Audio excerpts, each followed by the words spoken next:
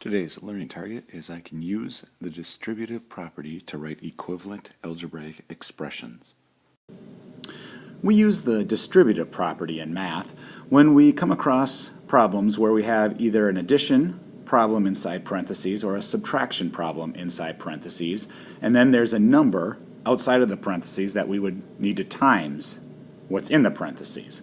So, for example, in this addition one, it's saying 5 times what's in this parentheses. Well, we can break that up using the distributive property, and we can do it this way. We can take 5 times 6. Okay, so 5 times 6, put that in parentheses, and then we can add to that 5 times 7. And that's why I put those arrows there. So we add to that 5 times 7. Okay, and so when we do that, we would get 30 plus 35. And that equals 65. So this problem right here, I could solve this way to get 65. Now I can do the same thing over here with this problem. Okay, and I have 20 minus 3, and I'm going to times that by 8.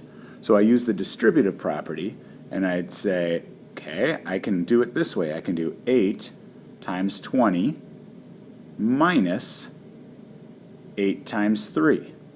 And I subtract this time because in the parentheses you can see that it's a subtraction problem.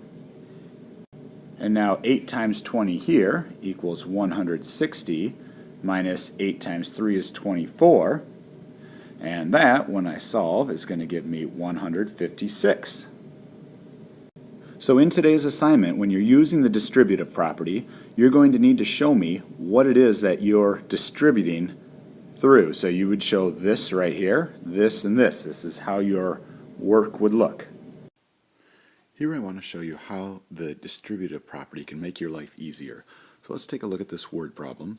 It says, on a school visit to Washington, D.C., this person and his class visited the Smithsonian Air and Space Museum.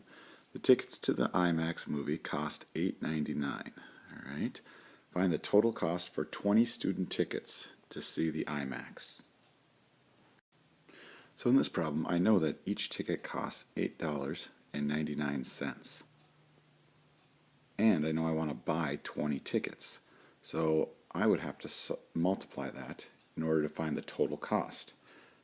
But when I look at that, I think there's an easier way to solve it.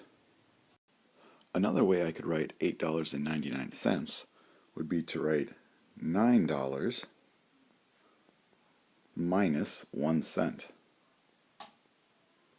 Because if I take $9 and take away 1 cent, I get $8.99. And I'm going to times those by 20.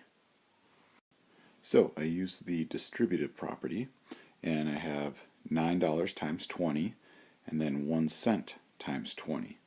So when I solve that out, 9 times 2 is 18, and add the 0 there, so I have 180.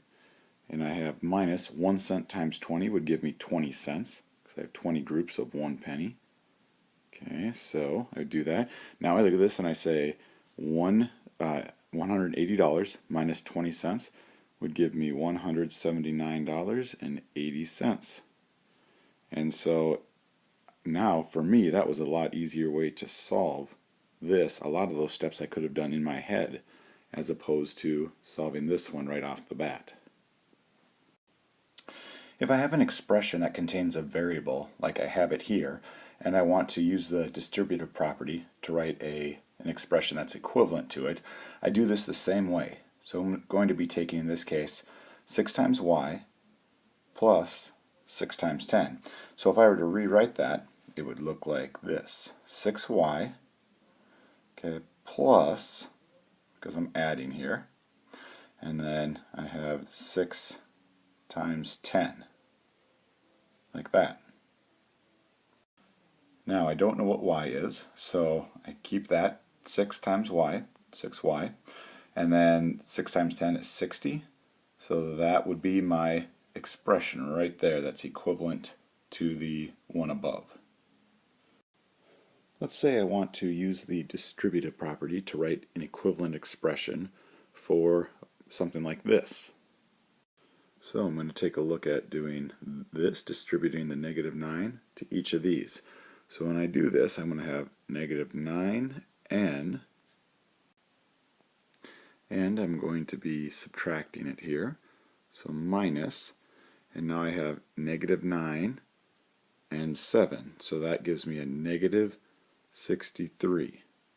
Now take a look here. I've got a double negative. So I know when I have a double negative, a minus, that actually is a positive. So I have plus 63.